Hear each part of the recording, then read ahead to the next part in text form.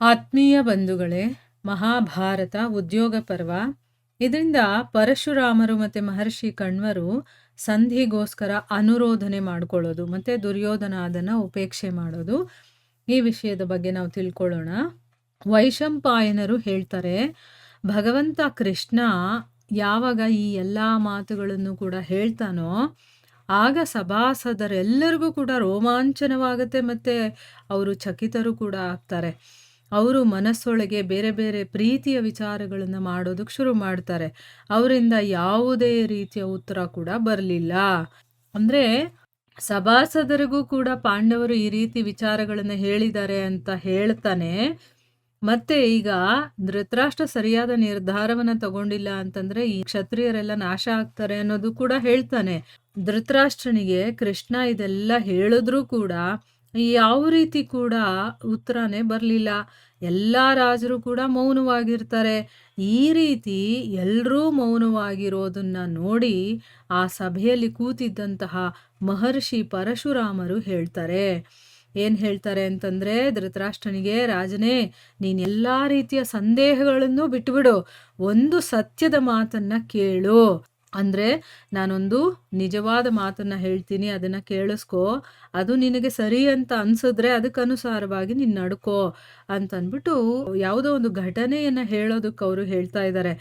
ನಾನು ನಿಜವಾಗ್ಲೂ ನಡೆದಿರುವಂಥದ್ದನ್ನು ಒಂದು ಹೇಳ್ತೀನಿ, ಅದನ್ನು ಕೇಳಿದ ಮೇಲೆ ನಿನಗೇನಾದರೂ ಅದು ಸರಿ ಅನ್ಸಿದ್ರೆ ಅದಕ್ಕೆ ಅನುಸಾರವಾಗಿ ನಡ್ಕೋ ಅಂತಂದ್ಬಿಟ್ಟು ಹೇಳಿ, ಹಿಂದೆ ದಂಭೋದ್ಭವ ಅನ್ನುವಂಥ ಒಬ್ಬ ಸಾರ್ವಭೌಮ ರಾಜ ಇದ್ದ. ಅಂದರೆ ಇಡೀ ಪ್ರಪಂಚಕ್ಕೆ ಅವನೊಬ್ಬ ರಾಜ ಅನ್ನೋನು ಒಬ್ಬ ಇದ್ದ.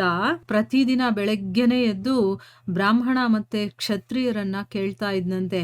ಏನು ಅಂತಂದರೆ, ಯಾವುದಾದ್ರೂ ಬ್ರಾಹ್ಮಣ, ಕ್ಷತ್ರಿಯ, ವೈಶ್ಯ ಮತ್ತು ಶೂದ್ರರಲ್ಲಿ ಯಾರಾದರೂ ಯುದ್ಧದಲ್ಲಿ ನನ್ನ ಸಮಾನ ಅಥವಾ ನನಗಿಂತ ಹೆಚ್ಚಾಗಿರುವಂತಹ ಶಸ್ತ್ರಧಾರಿಗಳಿದ್ದಾರಾ?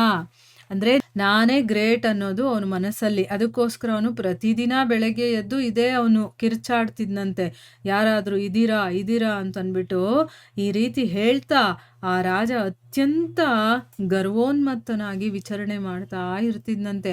ರಾಜನ ಈ ಅಹಂಕಾರವನ್ನು ನೋಡಿ ಕೆಲವು ತಪಸ್ವಿ ಬ್ರಾಹ್ಮಣರು ಅವನಿಗೆ ಹೇಳ್ತಾರಂತೆ, ಏನು ಅಂತಂದರೆ, ಈ ಪೃಥ್ವಿಯ ಮೇಲೆ ಇಬ್ಬರು ಈ ರೀತಿಯ ಸತ್ಪುರುಷರು ಇದ್ದಾರೆ.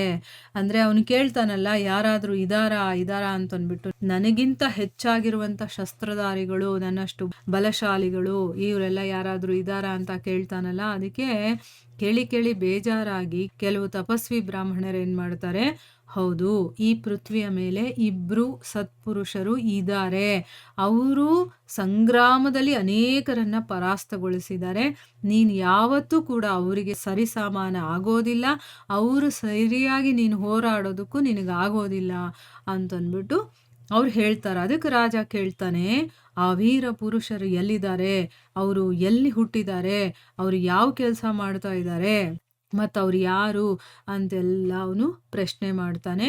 ಅದಕ್ಕೆ ಬ್ರಾಹ್ಮಣರು ಹೇಳ್ತಾರೆ, ಅವರು ನರ ಮತ್ತು ನಾರಾಯಣ ಅನ್ನುವಂಥ ಇಬ್ಬರು ತಪಸ್ವಿಗಳು ಈ ಒಂದು ಸಮಯದಲ್ಲಿ ಅವರು ಮನುಷ್ಯ ಲೋಕದಲ್ಲೇ ಬಂದಿದ್ದಾರೆ. ಅಂದರೆ ಈ ಲೋಕದಲ್ಲೇ ಇದ್ದಾರೆ, ಅವರು ಬೇರೆ ಲೋಕದಲ್ಲಿರೋರು, ಆದರೆ ಈಗ ಅವರು ಮನುಷ್ಯ ಲೋಕಕ್ಕೆ ಬಂದಿದ್ದಾರೆ, ನೀನು ಅವ್ರ ಜೊತೆ ಯುದ್ಧ ಮಾಡು. ಅವರು ಎಲ್ಲಿದ್ದಾರೆ ಅನ್ನೋದನ್ನು ಕೂಡ ಹೇಳ್ತಾ ಇದ್ದಾರೆ. ಗಂಧಮಾದನ ಅನ್ನುವಂಥ ಒಂದು ಪರ್ವತದ ಮೇಲೆ ಅವರು ಘೋರ ಮತ್ತು ಅವರ್ಣನೀಯವಾದಂತಹ ತಪಸ್ಸನ್ನು ಮಾಡ್ತಾ ಇದ್ದಾರೆ. ತುಂಬ ದೊಡ್ಡ ತಪಸ್ಸನ್ನು ಮಾಡ್ತಾ ಇದ್ದಾರೆ ಮತ್ತು ಅದನ್ನು ವರ್ಣನೆ ಮಾಡೋದಕ್ಕೂ ಆಗೋದಿಲ್ಲ, ಅಷ್ಟು ದೀರ್ಘವಾದಂತಹ ತಪಸ್ಸನ್ನು ಮಾಡ್ತಾ ಇದ್ದಾರೆ. ಅವರು ಸಾಮಾನ್ಯದವರಲ್ಲ. ನೀನು ಕೇಳ್ತಾ ಇರ್ತೀಯಲ್ವಾ, ನನಗಿಂತ ಹೆಚ್ಚಾಗಿ ಶಸ್ತ್ರಧಾರಿಗಳು ಯಾರಾದರೂ ಇದ್ದಾರಾ ಅಂತಂದ್ಬಿಟ್ಟು, ನಿಜವಾಗ್ಲೂ ಅವರು ನಿನಗಿಂತ ಅಧಿಕವಾಗಿ ಇರುವಂಥವ್ರು ಮತ್ತು ಎಷ್ಟೋ ಯುದ್ಧಗಳಲ್ಲಿ ಬೇಕಾದಷ್ಟು ಜನರನ್ನು ಪರಾಸ್ತಗೊಳಿಸಿರುವಂಥವ್ರು, ನೀನು ಅವ್ರ ಸರಿಸಮಾನಕ್ಕೆ ಹೋರಾಡೋದಕ್ಕೂ ಆಗೋದಿಲ್ಲ. ಅಂಥ ವೀರ ಪುರುಷರವರು.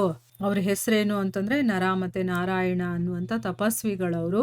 ಅವರೀಗ ಮನುಷ್ಯ ಲೋಕದಲ್ಲೇ ಇದ್ದಾರೆ, ನೀನು ಅವ್ರ ಜೊತೆ ಹೋಗಿ ಯುದ್ಧ ಮಾಡು ಅಂತಂದ್ಬಿಟ್ಟು ಹೇಳಿ ಗಂಧಮಾದನ ಪರ್ವತಕ್ಕೆ ಹೋಗು, ಅಲ್ಲಿರ್ತಾರೆ. ಯಾಕಂದರೆ ಅವರಲ್ಲಿ ದೀರ್ಘವಾದ ಮತ್ತು ಘೋರವಾದ ಮತ್ತು ಅವರ್ಣನೀಯವಾದಂಥ ತಪಸ್ಸನ್ನು ಮಾಡ್ತಾ ಇದ್ದಾರೆ ಅಂತಂದ್ಬಿಟ್ಟು ಅವನಿಗೆ ಹೇಳ್ತಾರೆ.